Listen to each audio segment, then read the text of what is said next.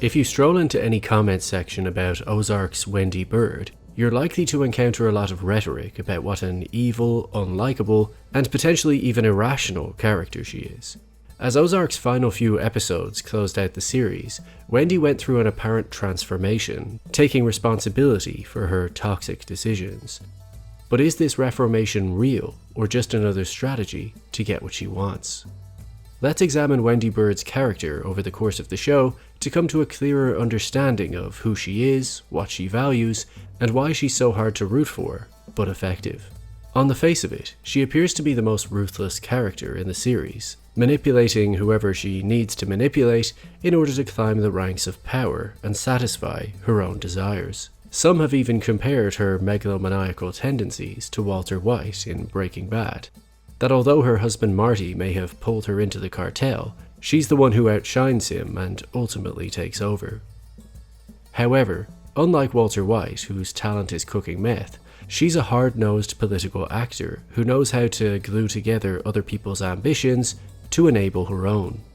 But despite her talents, audiences don't resonate or empathize with Wendy Byrde as much as Walter White, for several reasons: motivation, skills, and sacrifice. Let's start with motivation.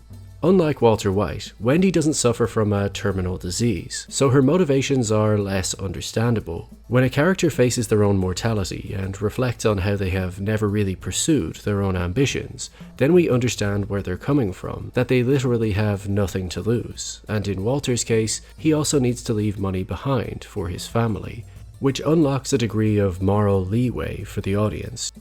Wendy Byrde is also trying to provide for her family, but over the course of the show, her motivation for taking unnecessary risks seems unclear. Her own husband can't keep track of her decisions, and her nastiness to other characters makes her less empathetic. Which leads into point number 2, her skill set. Given she comes from a world of politics, Wendy comes across as inherently fake. In negotiations, she thinly veils her true motivations behind a mask of niceties, before the other person sees through her transparent thirst for power. Her skill is more about convincing other people to do things, rather than taking direct action herself. In many ways, this is just the nature of the show. There are so many different characters with competing interests, and Wendy and Marty have to play one against the other in order to survive. But because there are so many moving parts to keep up with, we get less alone time with Wendy to hear her side of the story, understand her feelings about what she's doing, and even comprehend what her full strategy is at the time of execution. If she comes up with a new idea, then the audience see its impact on the plot, but we don't necessarily understand why she's doing it. And that leads into sacrifice. With Walter White, he's directly put in harm's way again and again because of the decisions he makes. He takes massive risks, not exclusively to benefit himself, but to protect those he loves. When Jesse is about to take revenge on Gus's men for murdering a child, Walt protects him by killing them himself, a decision that will likely lead to his own death. Whereas for Wendy, she tries to protect her brother Ben, putting him away in a mental hospital and even driving him out of town. But when push comes to shove, instead of finding a way around it, she abandons him and lets him be murdered. You could say this is a morally ambiguous act, just like Walter White experienced over the course of Breaking Bad, that she ultimately had no choice. Ben wasn't accepting the danger he was in, and she's just a political deal maker with limited leverage. But Walter White physically made those sacrifices, and in doing so, revealed what he values, even offering up all his money to try to save Hank. Whereas Wendy mourns by getting drunk for a day, moping in bed, and then by the end of the very next episode seems fine, and is right back to making deals again, and even defends the choice she made. Her sacrifice was giving up her brother Ben, not risking her own life to protect him. But with the second installment of Ozark's 4th season, the writers finally try to plug some of these emotional holes so that we understand the character better, as they're clearly aware that Wendy Byrde isn't very likable, mostly because aside from Sam briefly in the finale, there isn't a single character that has a nice word to say about her. In fact, quite the opposite. She's fucking soulless. She's been a lot for weeks. You're a lot less easy to love. I get in her way, she gets pissed. I get out of her way, she finds another reason to get mad at me. She will rip your heart out of your chest if it helps her get what she wants.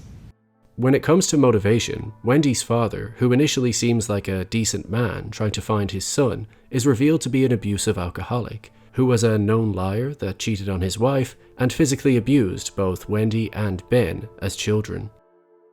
This somewhat explains Wendy's lust for control, that during her abuse she was at the wrong end of power, and now she needs to feel in charge, as she has an inherent mistrust for others. Her father even declares her as hard to love, a comment that she then repeats to Marty later. I know I'm not easy to love. This shows another side to her, someone more vulnerable whose unresolved issues are negatively impacting their relationships.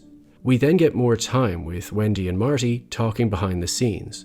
Wendy is drinking alcohol to cope with her feelings, just like her father does, and Marty is emotionally closing himself off.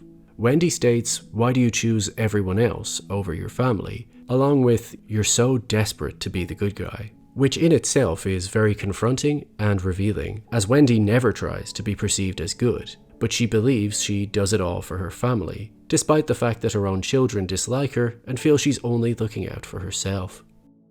Personally, I felt as if this conversation could have gone on for longer, just a husband and wife really digging into their issues, what they've done up until now and what they feel about it, and figuring out what they want to do next and why. It could have taken up the whole episode, just like the Fly episode of Breaking Bad. Just two characters that we need to understand more, talking it out and setting us up for the final few episodes.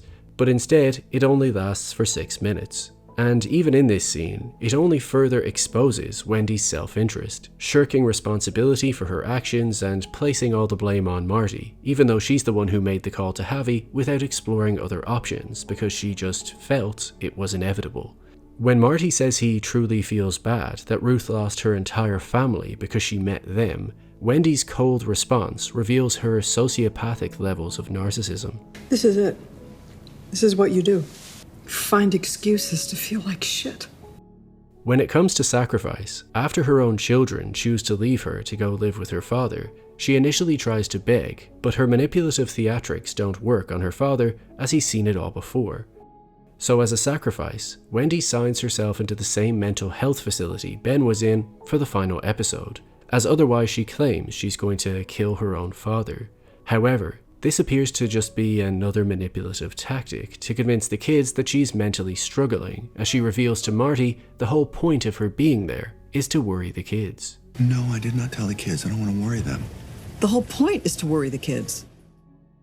When Jonah and Charlotte do show up, Wendy comes across as genuine, making eye contact with them both as she takes full responsibility for what happened to Ben. She admits she's selfish, vindictive, controlling, everything, and then relinquishes control, saying that she's giving them the choice. They're free to do whatever they want to do, and she'll love them equally regardless of what they choose. Which is exactly what anyone in that position would want to hear. But is this really a reformed Wendy? Or is she just using her persuasion tactics to make them feel as if they're free to make a choice after paying lip service to all of her controlling behavior? Because earlier in that same episode, Ruth visited Wendy in hospital and she took responsibility for what happened to Ben. So perhaps once Wendy realized how good that made her feel, she just used the same tactic on her own kids. Her earlier criticism of Marty was that he was always trying to come across as the good guy, but perhaps now she sees the value in it, as Marty only gets away with all of his despicable behavior because he desperately tries to appear as if he feels bad about it. So Wendy's new manipulative tactic is to come across as caring, but the end result is always exactly what suits her, without making any other sacrifice. This is demonstrated in the final act. Once Camilla finds out Ruth killed Javi, they appear to have no options but to let Ruth die. But notice the key difference between this incident and what happened earlier when Ruth killed Javi. With Ruth, Wendy just coldly detached from the outcome and said it was inevitable, so let her take revenge. This allowed Marty to play the good guy, as if he could have prevented it if Wendy gave him the chance. But now this time, Wendy is the one that starts throwing out these unrealistic suggestions, acting as if she really wants to save Ruth. But because she's playing the good guy role, Marty now has to play the realistic bad guy, and despite his connection to Ruth, he's the one to talk Wendy down and say anything they try to do is suicide, so therefore they have to just let it happen. Wendy's philosophy has always been to just do whatever it takes to win. She's a political actor that uses words and people like currency. She has no loyalty to anyone but herself, even willing to lock herself up in a mental institution to sell the right story, an act of psychotic self-interest. And by simply pretending she's a good person and not openly trying to control everyone else so they do what she wants, the family feel a lot better about subconsciously going along with her desires, which is why the final scene shows even Jonah, the apparent good guy of the family, willing to kill the private investigator to protect his parents from legal repercussions, while she and Marty just coldly look on in support. Over the course of just a few episodes, she's managed to convert Marty and Jonah into her way of dealing with things. Instead of taking the choice away from them when the situation calls for it, she lets them persuade her, because while they persuade her, they're really persuading themselves. Wendy Byrde is a master of manipulation and self-justification. As long as someone has a nice story they can sell themselves about why they're doing what they do, or not intervening because it suits their self-interest, then there's nothing they won't do. Because as actor Tom Hiddleston stated, every villain is a hero in their own mind.